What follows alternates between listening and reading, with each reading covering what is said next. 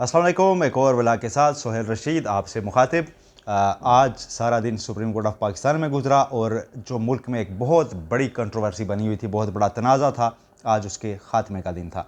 आज supreme court of Pakistan ने अपने तमाम तार इख्तियारात इस्तेमाल करते हुए जो अवाम से जुड़ा हुआ मसला था, जो इस मुल्क के लोगों के जज्बात मजरूह हुए थे, उसका अजाला करते हुए सुप्रीम कोर्ट एक्स्ट्रा माइल्स गई है और उसने अपना जो एक फ़ैसला दिया था 6 फरवरी को और उस पर जो नज़रसानी में फ़ैसला दिया था, दोनों के मुतनाज़ा पैराग्राफ्स को हज़फ कर दिया है। आज सुप्रीम कोर्ट ने किसी टेक्निकल आड़ का सहारा नहीं लिया कि ऐसा नहीं हो सकता। सुप्रीम कोर्ट ने वो दिया है जो अवाम और आईन पाकिस्तान की मंशा है, ना कि लिखा हुआ टेक्स्ट।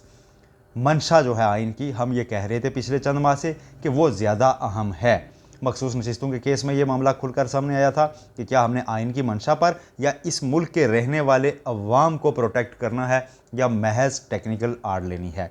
पेकुलियर सरकमस्टांसिस, ये वो टर्म है जो 8 जजों ने, जिन्होंने मखसूस नशिस्तों का फैसला दिया पाकिस्तान तहरीक इंसाफ के हक़ में, उन्होंने इस्तेमाल की थी और कहा था कि केस के मखसूस हालात देखते हुए हमने जो आइन की मंशा है उसके तहत अवाम की जो विल है उसको प्रोटेक्ट करना है।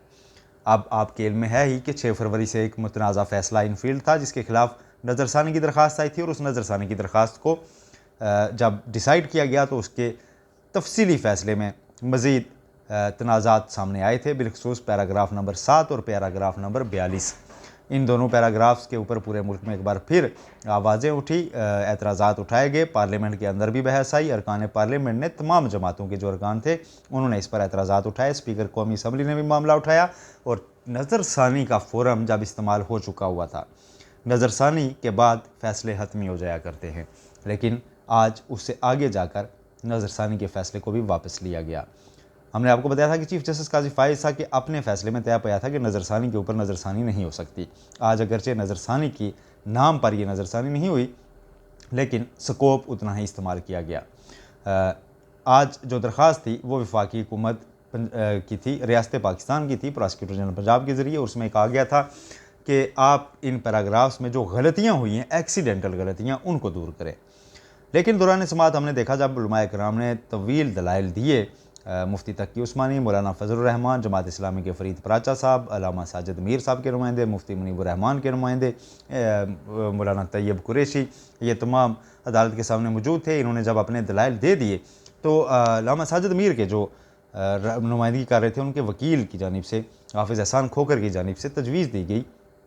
ये अब दरख्वास्त मैंने मांगी हुई चीज़ नहीं थी, ये तजवीज़ दी गई कि जी आप सिर्फ नज़रसानी केस में जो फ़ैसला है उसको अगर वापस लेंगे या उसके पैराग्राफ हज़फ करेंगे तो कंट्रोवर्सी बाकी रहेगी, लिहाजा बेहतर होगा कि आप 6 फरवरी के फ़ैसले के मुतनाज़ा पैराग्राफ भी वापस लें। फिर सुप्रीम कोर्ट ने मौलाना फजल रहमान दोबारा आए, उन्होंने कहा जी ये वकील साहब से मेरा तारुफ नहीं, लेकिन बात बड़ी अच्छी कर रहे हैं। चीफ जस्टिस साहब ने पूछा कि क्या फिर बाकी उलमा भी ये चाहते हैं? तमाम उलमा ने अपनी नशिस्तों से हाथ बुलंद करते हुए और ख़ुद उठते हुए भी तायद की कि ऐसा ही होना चाहिए। और फिर हमने देखा कि समाअत में एक वक्फ़ा हुआ, तकरीबन 2 घंटे का वक्फ़ा, और इस दौरान जो हुआ उसके बाद फिर फ़ैसला आ गया सीधा। लेकिन फ़ैसला आने से पहले उलमा कराम वापस कमरा अदालत में आए और उन्होंने आके बताया कि हम चैम्बर में मिले हैं जजिस से और ये तय पाया है कि दोनों फ़ैसले पहले वापस ले लिए जाएंगे। ये एक पहला मौका था कि जब अदालत की जानिब से फ़ैसला सुनाने से पहले ही कमरा अदालत में उलमा ने एक दूसरे को मुस्कुराते हुए मुबारकबाद दे दीजिए कि फ़ैसला ये हो गया है। और उसके बाद चीफ जस्टिस पाकिस्तान अपने बेंच के अमरा आए और उन्होंने आकर यही फ़ैसला सुनाया। मेरी ज़ाती राय ये है कि सुप्रीम कोर्ट ऑफ पाकिस्तान को यही करना चाहिए था। सुप्रीम कोर्ट ऑफ पाकिस्तान को जो विल ऑफ पब्लिक है, जो आइन की मंशा है, उसको प्रोटेक्ट करना चाहिए था, ना कि किसी टेक्निकल आड़ का सहारा लेकर कहा जाता कि अब तो ये हो नहीं सकता, अब तो ये दूसरा फरीक हमारे सामने मौजूद नहीं है, आपने तो हमसे प्रेयर में ये चीज़ मांगी नहीं है और हम तो दायरा इख्तियार से बाहर जा नहीं सकते, और हम जो एक मोब या हजूम का दबाव क्यों लें।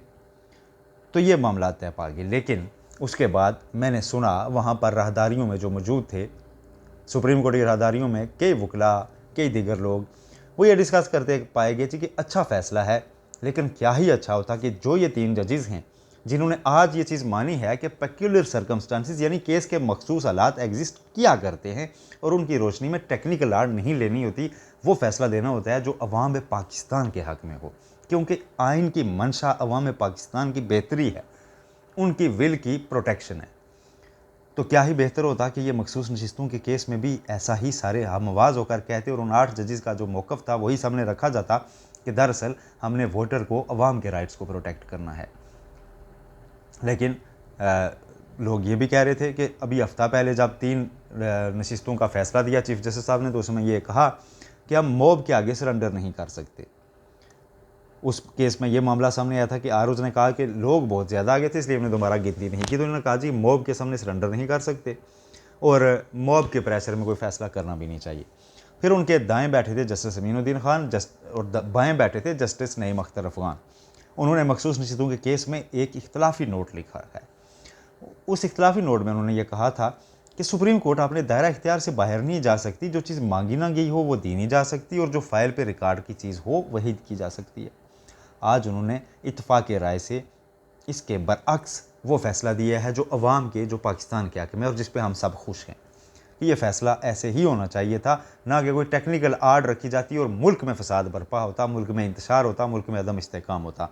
क्योंकि सुप्रीम कोर्ट ऑफ पाकिस्तान कोई निचली झैली अदालत नहीं होती जो महज टेक्निकल आड़ें ले और उसमें फ़ैसले करे। ये बहस पिछले 2 माह से चल रही थी और आप इत्तफाक देखिए कि वो 3 जजेस ही इसमें आते हैं, बिलखुसूस वो 2 जो इख्तलाफी नोट वाले थे। और फिर चीफ जस्टिस ने भी ऑब्जर्वेशन ऐसी दे रखी थी कि हम रिकॉर्ड से बाहर कैसे जाएं, हम उस चीज़ से बाहर कैसे जाएं जो हमारा स्कोप नहीं।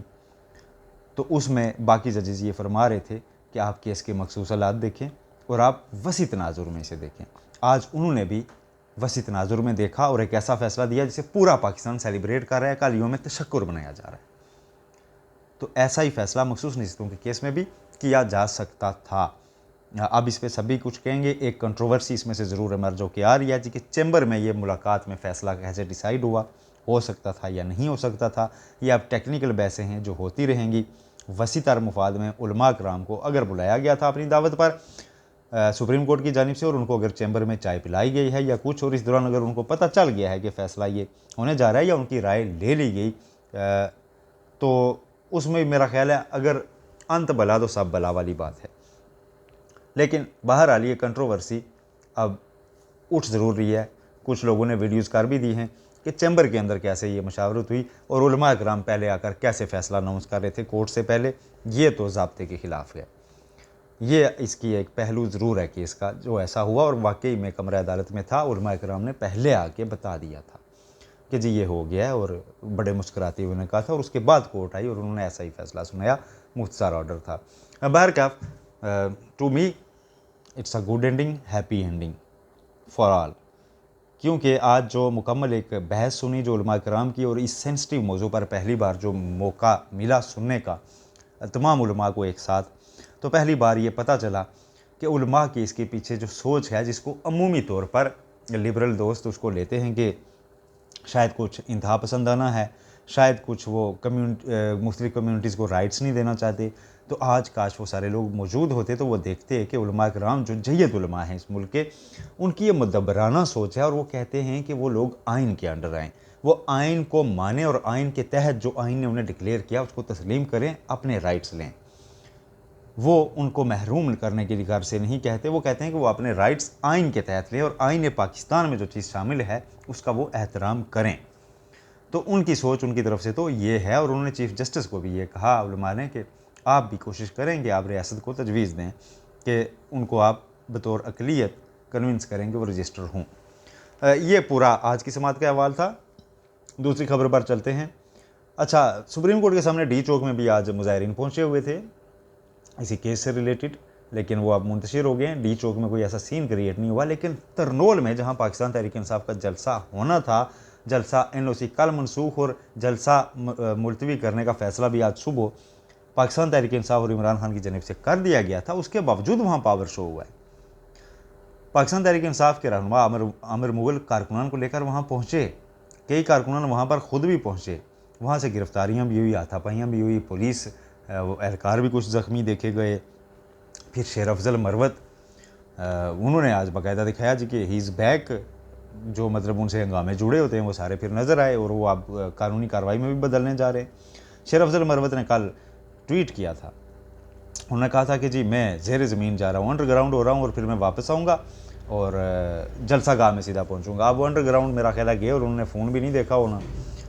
अंडरग्राउंड जाने का आजकल मतलब यही होता है कि आप मोबाइल फ़ोन छोड़ देते हैं तो आपकी लोकेशन ट्रेस नहीं होती। लेकिन वो E11 के एक फ्लैट में पाए गए, पुलिस वहाँ पहुँच गई किसी तरह, और वहाँ पे रेड हुआ तो वहाँ हाथापाई हो गई। शेर अफजल मरवत का मौक़िफ़ है जी कि उन पर वो टार्चर की कोशिश की गई, लेकिन पुलिस सरकार ज़ख्मी और उनकी शर्ट्स वगैरह फटी भी वहाँ देखी गई हैं। अब उसका भी ज़राए कहते हैं कि पर्चा हो रहा है। शेर अफजल मरवत की पहले गिरफ्तारी की खबर चली, लेकिन फिर पता चला जी उनको छोड़ दिया गया है। और फिर वो जलसागाह भी गए, वहाँ पर जाके फिर उन्होंने एक वो माहौल गरमाने की कोशिश की। इसी दौरान आज़म स्वाति, जिनके ऊपर अलीमा खान ने, हम आपको पहली वीडियो में सुना चुके हैं उनकी ऑडियो, उन्होंने एतराज़ उठाया था कि वो इमरान खान से ऑड हावर्स में कैसे अडियाला जाकर मिले जबकि उसमें मुलाकात हो नहीं सकती। तो इमरान खान को इन्होंने क्यों यूज़ किया जाकर जलसा कैंसिल करवाने के लिए, उनका नाम भी क्यों ले, उनसे इजाज़त लेने की क्यों जाते हैं उनके लिए कि आपके लिए हम करें या ना करें, इनको करना चाहिए था। इस पर आज़म स्वाति का मौक़िफ़ सामने आया। उन्होंने कहा जी मेरे लिए एक मुश्किल दिन था, इमरान खान को मैंने कहा था कि ये मौक़िफ़ आपका अवाम के सामने रखना मेरे लिए मुश्किल होगा, क्या आप ये चाहते हैं ऐसा ना हो। तो वो कहते हैं जी इमरान खान ने मुझे वाज़े कहा कि मैं इंतशार मुल्क में नहीं चाहता, आप जाकर इस जलसे को पोस्टपोन करें और NOC के बयान ना करें। लेकिन PTI के कई कारकुन और कई रहनुमा भी कह रहे हैं कि इंतज़ामिया कौन होती है हमें 8 सितंबर की तारीख देने वाली, हम तो अब जब इमरान खान कहेगा तो करेंगे। तो हाज़िरी कुछ ना कुछ PTI ने आज के दिन जो जलसे वगैरह होने की सूरत में भी होनी थी वो लगवा ही दी है। जलसा ना होने के बावजूद गिरफ्तारियाँ भी हो गई कारकुनान की, और ये पाकिस्तान में जब भी कोई तहरीक चलती है तो उसका हिस्सा हुआ करती हैं। गिरफ्तारियाँ भी हो गई, फिर आज दिन को तसादुम भी हो गया पुलिस के साथ, कुछ ना कुछ अटेंडेंस उन्होंने, और एक मैसेज शायद वो देना चाहते थे जी हम कर सकते हैं जलसा, अगरचे मनसूख हो गया लेकिन हम फिर भी देखें आए हैं। तो ये उन्होंने एक अटेंडेंस ही लगवाने की कोशिश किया, लेकिन इस वक्त जो है वो सूरत हाल वापस नॉर्मल हो चुकी है। पर्चे वगैरह अलबत्ता कट रहे हैं और वो मज़ीद कटने जा रहे हैं। शेर अफजल मरवत समेत सब के ऊपर कानून कार्य सरकार में मदाखलत, ये मामला जो है उसको देखा जा रहा है कि आपने पुलिस को अपने जो अमूर हैं उनकी अंजामदेही से रोका। ये आज की अपडेट्स थी। सुप्रीम कोर्ट का जो फैसला मुख्तसर है वो मैंने आपके सामने रखा, और उधर सारा दिन क्या हुआ वो भी आपके सामने, पूरा माहौल भी आपके सामने रखा, और पाकिस्तान तहरीक इंसाफ की हाज़िरी का अहवाल भी, मज़ीद अपडेट्स भी आपसे शेयर करेंगे कल की वीडियोज़ में। अपना बहुत ख्याल रखिएगा। अल्लाह हाफिज़।